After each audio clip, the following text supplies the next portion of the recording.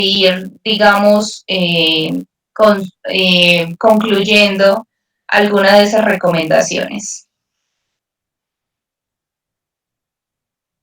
Exactamente, Lina. Entonces, para abordar el tema es necesario que nosotros podamos poner en el mismo contexto cuáles son esas ideas previas que tenemos frente a este tema. Entonces, estábamos haciendo el ejercicio de preguntarle a nuestros gestores qué conocimientos, qué experiencias, qué es lo primero que se les viene a la cabeza cuando escuchan hablar de almacenamiento de medicamentos en casa y cadena de frío. Vámonos con Julián. Julián, ¿qué ideas tiene usted acerca de este tema? Buenas tardes de almacenamiento de medicamentos. Para mí el almacenamiento de medicamentos es muy importante, ¿no? Por lo que y más que todo que dije que se relaciona con los de cadena de frío.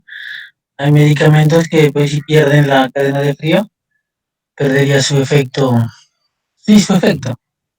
Entonces yo creo que hay que tener mucho en cuenta eso. Yo creo que pues más que todo conozco eso y que hay medicamentos pues que tienen que estar refrigerados y o pues como dices a la cadena de frío nomás hay grados de medicamentos, más que todo la insulina, ¿no? Que nos dijo que íbamos a hablar de lo de la insulina. Es un medicamento que si no guarda la cadena de frío ya pierde su efecto, entonces ya no serviría de nada si se lo aplica.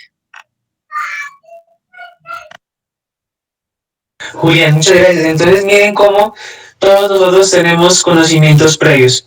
Con lo que nos dice Julián, entonces nos queda claro que es muy importante abordar el tema de la cadena de frío porque los medicamentos se conservan en las condiciones óptimas, entonces se va a conservar su efecto terapéutico. Muchas gracias, Julián, por su aporte. ¿Qué nos puede decir Yulix acerca de este mismo tema? Buenas tardes. Buenas tardes. Pues del almacenamiento de medicamentos es muy importante, ¿no? Saber, como decía mi compañero, ya que hay bastantes medicamentos que si no se los mantienen en refrigeración pierden su efecto. Entonces a veces uno tiene medicamentos en la casa y no sabe cómo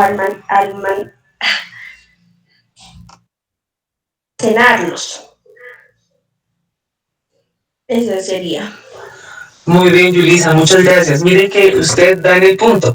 Justamente hoy vamos a hablar de cómo almacenar los medicamentos que tenemos en casa. Vamos a identificar cuáles son esos lugares en los que usualmente guardamos nuestros medicamentos y vamos a mirar si esos lugares en donde estamos guardando los medicamentos y las condiciones que les damos a los mismos son adecuadas o no son adecuadas. Y ahí entonces vamos a poder ampliar nuestros conocimientos. Muchas gracias. En el chat también teníamos un aporte. Nos dice Janet Santa Cruz. Bueno, tenemos dos aportes. Iniciaré con el aporte de Gloria. Gloria Riascos nos dice, almacenamiento de medicamentos. Algunos medicamentos tienen en el envase a cuántos grados debe almacenarse para que no se dañe. Entonces, se vuelve a hacer énfasis en la importancia de, en este caso, de mantener la temperatura. La temperatura para ciertos medicamentos debe ser constante y de alterarse, entonces vamos a ver que se van a presentar una serie de consecuencias negativas para la salud de las personas. Jenny Santa Cruz nos dice poder observar en campo y educar a los usuarios en el correcto almacenamiento. Entonces, hay diferentes espacios, retomando el último aporte que nos hace Janet, hay diferentes espacios en donde se almacenan los medicamentos y vamos a hacer una diferencia entre un servicio farmacéutico, una farmacia o una droguería que tiene una infraestructura y tiene un personal que está a cargo de velar por el mejor almacenamiento de esos medicamentos, en contraste, digámoslo así, a lo que ocurre en casa. Entonces, cuando los medicamentos son almacenados en casa, ahí es donde a veces podemos omitir una serie de recomendaciones que hace que finalmente el medicamento se vaya a deteriorar y pueda generar consecuencias. Entonces, tengamos de vista esas dos perspectivas.